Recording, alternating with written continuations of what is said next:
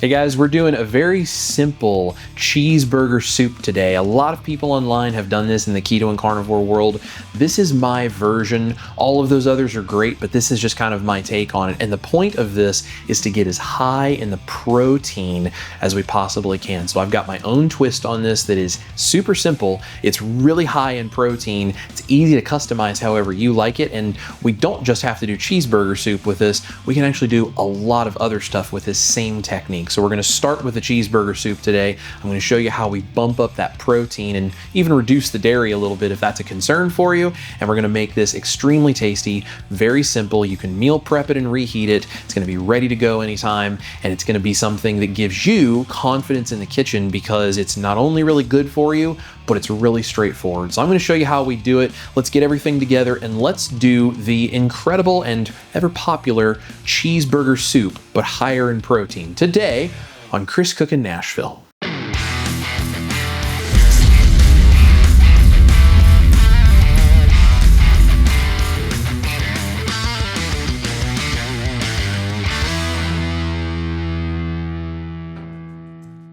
All right, y'all, this one is gonna be super simple. So I have my Lodge cast iron skillet here, a really good size one, and I have a Vitamix, and that honestly is about the only things we're going to need. Now you might want to get some sort of a saucepan to heat this back up after we have finished the soup, just to make sure it's nice and hot, and I'll show you a trick to actually make this a little bit better if you can use that saucepan. But basically what you're going to need is this cast iron skillet and this Vitamix. Now, if you don't have cast iron, you can do this in any kind of skillet that you want. You just need something big enough to hold all these ingredients. If you guys didn't know, I'm actually an affiliate with Lodge and with Vitamix. So I'm gonna have links down below because cast iron and a high-powered blender from Vitamix are two of the most important tools in my kitchen. I'm gonna link my stuff in the description box down below if you're looking to get some cast iron or a really nice blender. But you can do this with any sort of pan that you like to cook in and any kind of a blender you have. It might just not do it quite as fast as mine, but it should be fine.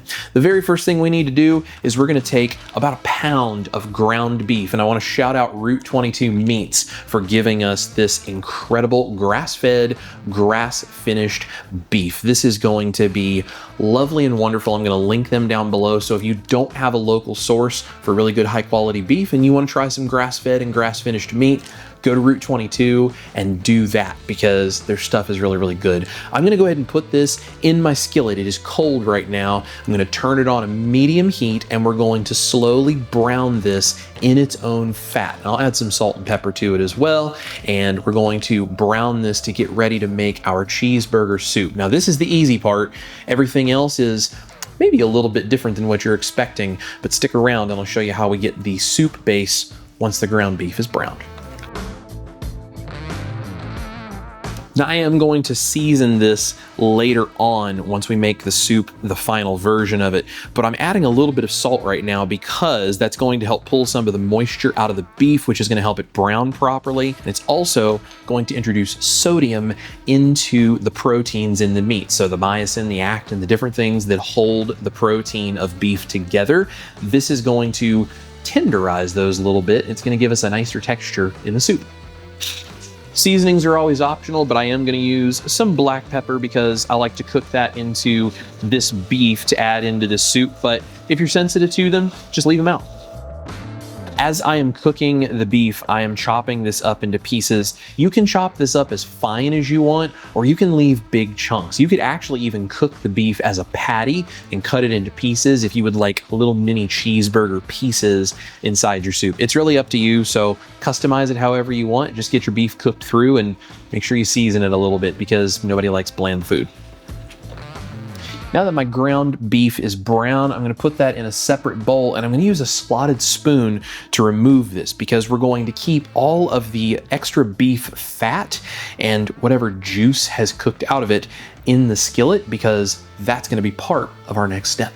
All right, this is the secret to why the protein is so high in the soup and why we don't need a bunch of extra cream or other things to get the texture we're looking for. I have 8 eggs in this bowl, and I actually have a couple of extra egg yolks from a recipe experiment I was doing, and I'm going to scramble these in the beef fat and the beef juice so they take on that beefy flavor. Now, we're going to scramble these until they are very dry. We're going to keep chopping them up small, and we're going to try to dry them out as much as possible. They need to be well cooked all the way through, because then we're going to turn them into a soup base. And if you don't get them cooked enough, they may still taste like eggs, but if you get them cooked all the way, the egg flavor goes away and you're going to be left with a really delicious cheeseburger soup. So I'm going to start scrambling these up with those couple of extra yolks. It's going to be even fattier and the right texture, and then I'll show you, once we get well scrambled eggs, how we turn them into a beef soup base.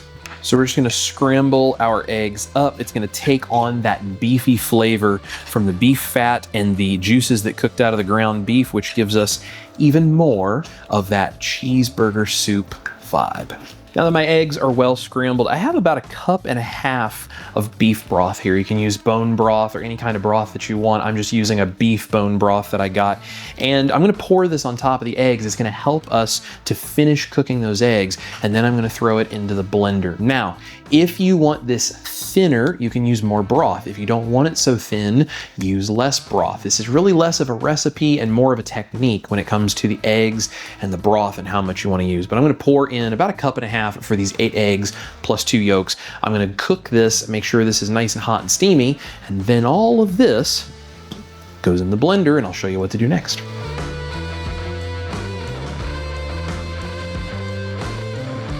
All right, this mixture is simmering. I'm gonna go ahead and put the eggs and the broth into the blender, and we're gonna start blending this into a smooth paste, and then I'll show you how we adjust the texture from there. We're gonna blend this on low to try to turn this into a smooth mixture, and then we're gonna slowly crank it up on high, and this is where you can start adjusting the texture. If you want it thinner, you can add more broth. If you want it thicker, you can use less broth when you cook it or not add anything more. You can also add cream. If you want to use some dairy, this is really nice with cream. You don't have to add cream, but I do think it is nicer if you do. So I'm gonna add about 1/2 cup of cream and or water and or broth and adjust the texture as necessary. This is an optional step, but I'm using a little bit of sodium citrate. And the reason I'm doing that is because I'm gonna blend the cheese in here as well to make this a cheeseburger soup. This is going to make that cheese extra smooth, and it's gonna keep it from splitting. You don't have to do that, but it does have the potential of turning grainy on you if you don't. So I would recommend it. I'll link it down below. It's very simple. It's just a salt, a different kind of salt. It's going to make a big difference with the way the texture of this turns out. But if you don't like that, you can leave it out. Just be careful you don't overheat the soup. Now I'm going to blend this. I'm going to mix in the sodium citrate, and I'm going to go ahead and turn it up on high and get this as smooth as I possibly can. This is where we find out if you got those eggs fully cooked all of the way. And if you didn't, that's okay. We're gonna fix it even if that's not the case. We're gonna pour this mixture back into our skillet. We're gonna bring it back up to a simmer, cook it, because if there's any of those egg proteins that weren't cooked, this will finish cooking them. And we can then put it back in the blender and blend it back up to make sure it's nice and smooth before we add cheese and then adjust the texture if we feel like we need to. All right, you guys can see this did go ahead and get chunky on me. That's actually pretty normal. It's very hard to get all of those proteins cooked properly when you still have the egg not blended up. So no big deal. I tend to always blend this at least twice, but you can do this as many times as you need to. You can keep adding a little bit of water to it if you cook it too dry doing this. Just keep doing this until you're happy with it, and then you can blend it up nice and smooth, and I'll show you the next step. All right, I have about 2 cups of cheese here. Use as much cheese or as little cheese as you want. Use whatever kind of cheese you want. If you want cheddar, if you want Colby Jack, if you want an American, I'm not here to judge. Use whatever cheese you like, just so long as it's something that can melt. And that's why that sodium citrate makes a big difference, because it's gonna keep it nice and smooth regardless of what kind of melting cheese you use. So I'm gonna add in about half of this, blend it in, and then I'll add in about a half of what's left, and then we're gonna save some to garnish on top. Once the cheese is blended in, we're just gonna taste, correct the seasoning, and then I'm gonna show you not only how we plate this up, but some optional toppings you might wanna use depending on what version of the Proper Human Diet you are on. Now, if this is not hot enough for you, pour this into a saucepan, bring it up to a simmer, and it's ready to go. Don't add the beef until you are truly ready to serve it, because once you put beef into the soup, you can't blend it again if you need to get it smooth. So that's why the last thing I'll do is add the beef to the soup as we get ready to plate. So let's taste it for seasoning, and then I'll show you those optional garnishes to make it a little extra special.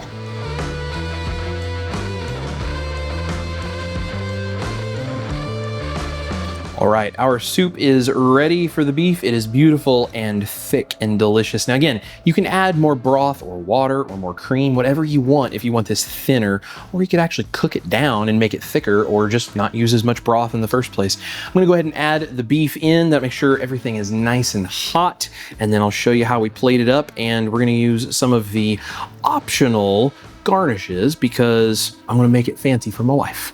This is nice and hot. I'm gonna go ahead and dish up a bowl, and then I'll show you the garnishes.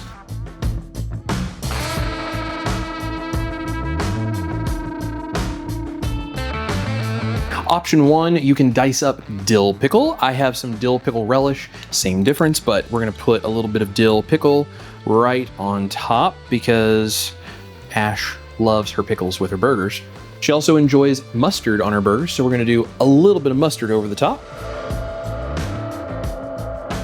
Of course, we have the shredded cheese that I saved. And I'm gonna add a little bit of chive. You could also add bacon bits. You could add some red onion diced up. You could add all kinds of things to this, but that looks amazing. Let's give it a taste. All right, y'all, that's the cheeseburger soup with the massive boost in protein because of all the eggs. Promise you, if you do this the right way, like I did, no one is gonna know there are eggs in this. Give it a try. Yeah, this looks amazing. All right, let's see here. Holy cow. It's the best batch of this I've ever made. Oh, wow. This is freaking awesome. So good. It is literally like eating a giant cheeseburger. Wow. I can't get over the flavor. Definitely don't taste eggs. I love the big hunks of ground beef you have in here. It's rich, it's creamy in the best way. I love the toppings you put on too. Getting like little bites of like a little bit of mustard or a little pickle throughout. Super nice. I also would love like, you mentioned like bacon crumbs. Yep, you could do bacon on top. You could do some red onion diced up. You could add garlic. You could add liquid smoke. You could add a little bit of hot sauce would be real nice in the soup base. There's all kinds of ways to customize this however you like your burgers made. Very simple recipe. Hardly took any time. And you said you can freeze this? Yeah, you can freeze this and you can reheat it. If you want to freeze it, you may want to leave the beef out and just add beef into individual servings, because if you go to reheat it and it gets a little lumpy on you or does something weird, you can throw it back in a blender once it's hot and you can blend it up smooth again. But because the sodium citrate is in there keeping the cheese smooth, really you should be able to refrigerate it, freeze it, reheat it, not a problem. Just hold off on adding the beef unless you're actually gonna eat it. This may be one of the tastiest things that you have ever made me. I really like this, and the perfect time of year for this as we head into fall. Yeah, I've been doing this for a long time. I just kind of never really thought to share it. This sort of seemed like this was ideal. And shout out to Route 22 for the great ground beef in there. It tastes really great. You guys, their meat is so good. We got to work with them at Low Carb for Better Health this year. Their meat is just incredible. Amazing flavor. Great people. You guys definitely need to check them out. It's a lot of protein, but I'm loving every bite. Yeah. So good. Well, guys, all of my links are going to be in the description box down below. The recipe card will be on my website, which will have all of the details in case you missed anything or some of the things that I maybe didn't go that in depth into. There'll be more detailed explanation on the recipe card. It's on my website. The recipe card page of my website is linked in the description box, along with the Lodge cast iron link and the Vitamix link. Like, shout out to those two companies, because those are workhorses in my kitchen and I use them almost every day, I would say. And you guys really need to go check out their stuff. Some good cast iron and a high-powered blender can make some incredible food. So go check them out, and shout out to both of those companies for supporting what we do. Anything else that you would need, some of the ingredients I use, different things, gear, all of it is in the description box, along with some other info. Our band, our private community is down there. There's a bunch of other things. So go check all of that out. Like and subscribe while you are here. Share this with a friend who would like cheeseburger soup. And if you like cheeseburger soup like this, I'm gonna have a whole bunch of other soups coming for you. So we appreciate you guys being here. Thank you for watching. This is Chris Cookin' Nashville, the beautiful Ash Taylor. You guys eat your meat. Now your cheeseburger soup with that huge protein bump. Love your life. We'll see you in the kitchen for more soup recipes like this. And if you like this cheeseburger soup recipe, you gotta watch this video right over here. I hate when I'm eating and then you're like, and then you gotta watch this thing right over here. And I have to like stop, but I have like a mouthful and I'm like, let's go, yeah. This made me very happy. Yeah. Thank you so much. You're welcome. Very tasty.